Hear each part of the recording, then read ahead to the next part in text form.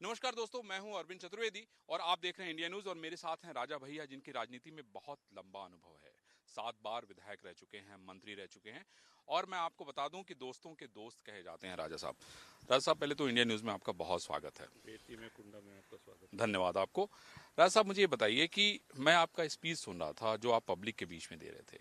आप उसमें आपने एक शब्द कहा कि राजा के रूप में नहीं, जब आप नेता के रूप में पब्लिक के बीच में जाते हैं। किस स्पीच की बात कर रहे अभी हैं हाल आप? में, अभी कुछ दिन पहले जो आपने, जी। जिसमें आपने कहा कि भाई जिसकी जो इच्छा हो वो अच्छा। जहां चाहे वहां वोट दे।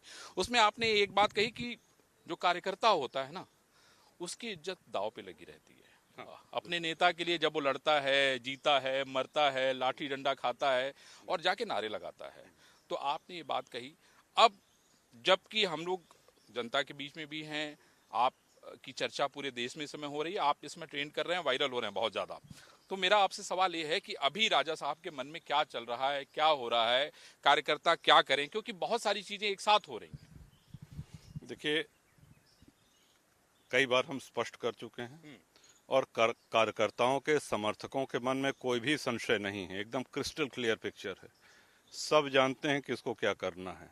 अपनी इच्छा से जहां चाहें वहां मतदान करें, ये हम कह चुके हैं।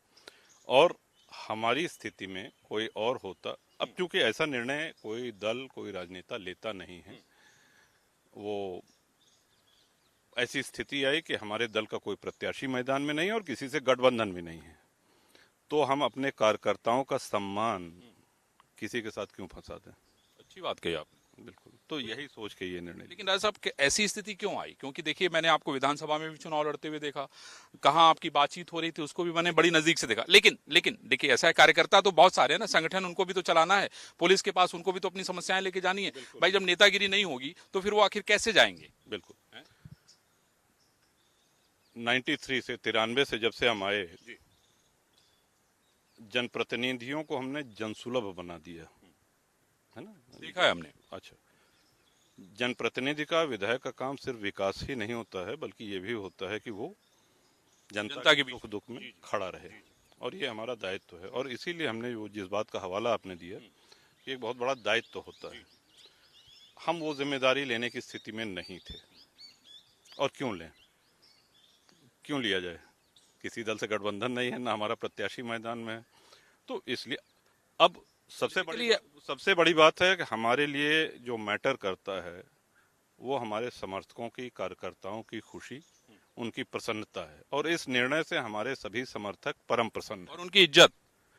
इज्जत तो हमेशा बरकरार रहेगी, उसमें कोई आंच डालने वाला नहीं है, लेकिन वो प्रसन्न है इस निर्णय से, जिसका जहां मन। लेकिन राजा साहब, आपकी पॉलिटिक्स को जब मैं उसको एनालाइज करता हूँ ना, तो इतना साधारण लगता नहीं है। जितना जितना प्यार से आप दिखते हैं उतने उतना मामला है नहीं। कभी कभी देखिए, ऐसा है कि बहुत सीधी चीजें भी अगर लोगों को दिखाई जाएं तो उसमें लगता है कि नहीं, कुछ इतना साफ और सीधा कैसे हो लेकिन सकता है, कुछ तो इसमें। लेकिन सर, कहानियां महान तो वही होती है ना जो घुमावदार हो, और से ज्यादा नहीं, गहरी देखिए हो। इसमें आप देखिए, अगर सीधी कहानी हो तो कोई नहीं सुनना चाहता ना पढ़ना चाहता।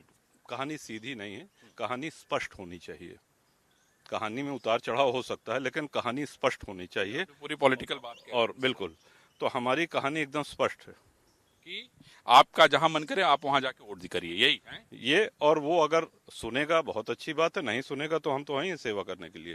दूसरी बात, मैंने विधानसभा में भी देखा, विधान परिषद में भी देखा, राज्यसभा में भी देखा, राजा साहब ने डंके की चोट पे जो है भारतीय जनता पार्टी को वोट दिया।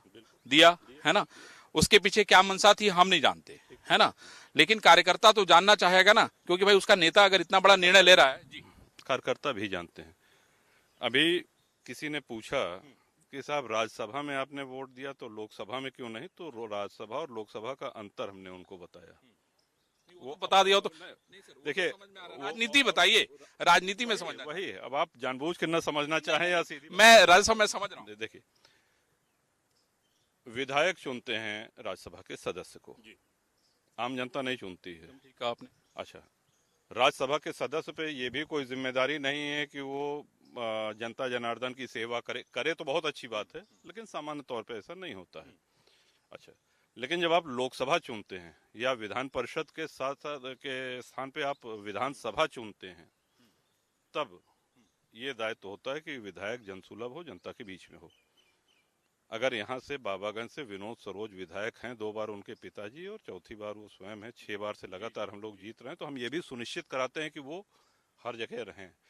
5वीं बार एमएलसी और 1 बार लोकसभा अक्षय प्रताप सिंह गोपाल जी हैं, तो हम ये सुनिश्चित कराते हैं कि जनता जनार्दन की सेवा और उनकी समस्या का निराकरण वो हमारी प्राथमिकता है। तो वो चीज़ है। राज्यसभा में ये दायित्व तो जनता से सीधे जुड़ाव कर नहीं होता है। लेकिन राजा साहब, मैंने ये भी देखा कि पिछली बार जब समाजवादी पार्टी से यहाँ से सांसद जीत के गए थे, उनको भी आपने सुनिश्चित कराया था कि वो भी अपने क्षेत्र में रहें, मुझे याद है। शैलेंद्र जी, हाँ शैलेंद्र जी बिल्कुल उपस्थित रहते थे। तो हमारा मतलब निष्कर्ष के तौर पे अगर हम इसको देखें तो कौशाम्बी का जो सांसद है वो जनता के बीच में रहे, ये राजा साहब का संदेश होना चाहिए। नहीं, हम आपको मतलब उसको काम करें ना जनता का। और सरल करके हम बता दे रहे हैं। कौशाम्बी का ही नहीं, कहीं का भी जनप्रतिनिधि हो, कहीं का भी जनप्रतिनिधि, भाषण में आप क्या कहते हैं? कोई भी नेता भाषण में क्या आपके सुख दुख में मैं खड़ा रहूंगा, ये है वो है, जहां आपका पसीना बहेगा वहां खून बहा दूं। तब ये सब सारी बातें तो इतना अतिशयोक्त में न जाते हुए जनता को ये उम्मीद होती, इसीलिए जनप्रतिनिधि कहा जाता है, जनप्रतिनिधि कहा जाता है।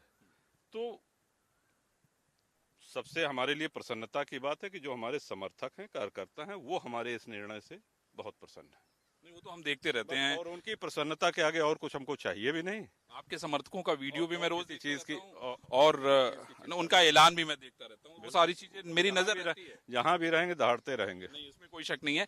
लेकिन अब यहाँ पे बात ये आ जाती है कि जब अमित शाह जी के साथ आपकी एक तस्वीर आती है, मुझे ध्यान है, उसके अलावा प्रधानमंत्री मोदी जी के निर्णयों को लेकर जब आप जवाब देते हैं, क्योंकि ये तो भाई मीडिया है, सोशल मीडिया है, दुनिया देख रही है कि भाई राजा भैया ने मोदी जी को लेके क्या कहा, योगी आदित्यनाथ को लेके क्या कहा, तो उसका असर पड़ता है राजा साहब। हाँ बिल्कुल पड़ता है, क्यों नहीं पड़ेगा? कोई अच्छा निर्णय हो तो उसको अच्छा कहेंगे, बिल्कुल कहेंगे।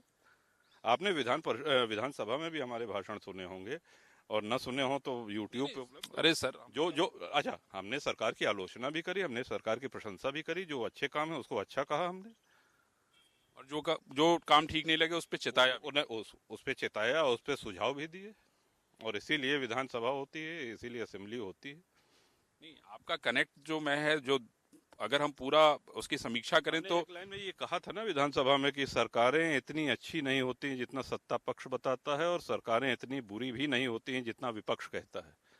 नहीं, ये तो बड़ा वायरल लाइन है, एकदम तो हाँ, तो एक्सट्रीम में मत जाइए। उसमें ये है कि जो नहीं, मोदी जी के काम को तो आप सराह रहे हैं, हम लोग सुन रहे हैं और देख भी रहे हैं। बिल्कुल बहुत से ऐसे निर्णय हुए हैं जो इसके पहले नहीं हुए थे। लेकिन योगी जी भी आपके स्टार हैं। बिल्कुल बिल्कुल। आपने प्रधानमंत्री की बात करी, तो योगी जी ने अपने कार्यकाल में बहुत इस समय ऐतिहासिक फैसले लिए, बहुत साहसिक निर्णय लिए, कई हैं उसमें। लेकिन अभी लोकसभा की बात आप कर रहे हैं, और हम अपने इस निर्णय से पूरी तरीके से संतुष्ट हैं, प्रसन्न हैं, और इसलिए और प्रसन्न हैं क्योंकि हमारे सारे समर्थक, सारे कार्यकर्ता प्रसन्न हैं। लेकिन मैंने एक चीज देखा कि योगी जी कोई बात कहते हैं तो राजा भैया उसको मान जाते हैं, ये भी मैंने देखा। नहीं, उनकी कई बात हम नहीं भी मानते हैं। नहीं, ये हमें नहीं पता है।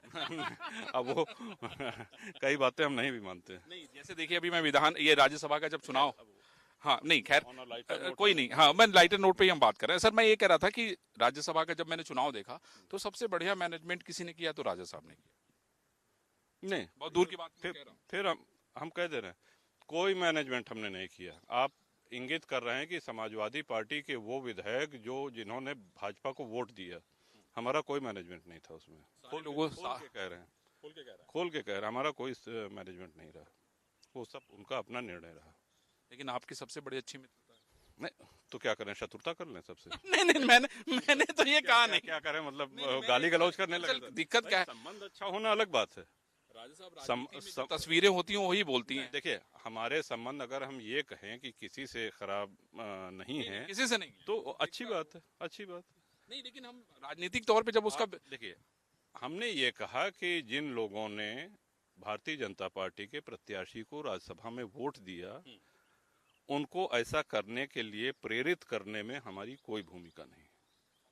कभी कभी सही बात मान लिया करिए। मानता हूं आपकी बात, तो देखिए मैं कभी मुझे लगता है कि हमारा आपका कितने दिनों से पुराना संबंध है, और ये पहला इंटरव्यू होगा, है कि नहीं? पहला, दूसरा है। तो ये भी बड़ा मायने है और समझ तो, लेकिन उसके बाद भी मेरी नजर है। अब सुनिए, मैं तो समझ रहा हूँ वीरेंद्र है, कोई बात नहीं। अब मेरा सर सुनिए, अरे सर सुनिए सर, ऐसा है, अब मेरा अगला सवाल है कि मुझे ये बताइए कि राजा साहब का भविष्य क्या है? मतलब लोकसभा तो अब हो गई, अब आगे क्या करने वाले हैं, क्या निर्णय होने वाला है? क्योंकि राजनीति तो इतनी आसान है नहीं है। ईश्वर से कामना करते हैं कि भविष्य सुखद हो, बाकी हम कोई भविष्य वक्ता तो है नहीं। अब किसी ज्योतिषाचार से कुंडली देख के विचारवाए तो बात अलग हो गई। मतलब में समय की पहचान बड़ी इंपॉर्टेंट है। ठीक है, देखा जाएगा जो होगा। अच्छा चलिए, एक रैपिड फायर खेलते हैं हम लोग। अच्छा मुझे ये एक मिनट चलिए, अच्छा मुझे ये बताइए कि अभी अगर आपको किसी से मिलने के लिए कहा जाए देश और दुनिया में, तो किस नेता से मिलना चाहेंगे आप? देश और दुनिया दोनों बातें कही, किससे मिलना आपको पसंद आएगा? अब ये चलिए फिर कभी समय की पूछ बात है। लीजिएगा। अच्छा, कभी खाना बनाने का मौका मिलता है आपको? कभी क्या अच्छा बनाते हैं? खाना बनाने में अगर कोई सारी सामग्री इकट्ठा कर दे, हम उसमें हाथ भी लगा दें, तो बड़ा बेस्वाद बनता है। कोई भी चीज, वो ईश्वर ने वो कला नहीं दी है। एमएलसी साहब हैं गोपाल जी, उनके हाथ में बड़ा स्वाद है। कई लोग हैं, किसी के हाथ में होता है बड़ा अच्छा स्वाद, और अगर बना बनाए खाने में भी हम करछुल लगा दें तो बेस्वाद हो जाता है। आपको फिल्में देखने का शौक है? हाल फिलहाल में कौन सी फिल्म देखी है? बहुत कम, सोच के बताना पड़ेगा, इस बीच तो नहीं देखी। बच्चों के साथ कहीं घूमने जाने का मौका? हाँ, वो रुके हुए हैं कि चलें। हाल में कोई किताब पढ़ने का मौका मिला? किताब हम पढ़ते रहते हैं, कई पढ़ते कौन हैं। सी पढ़ी है आप? अभी लगातार पढ़ते ही रहते हैं, कुछ ना कुछ किंडल रखे हैं, उसमें किंडल से पढ़ते रहते हैं, यात्रा करते हैं, पढ़ना शौक है। विपक्ष में आपका कौन फेवरेट नेता है? आखिरी सवाल।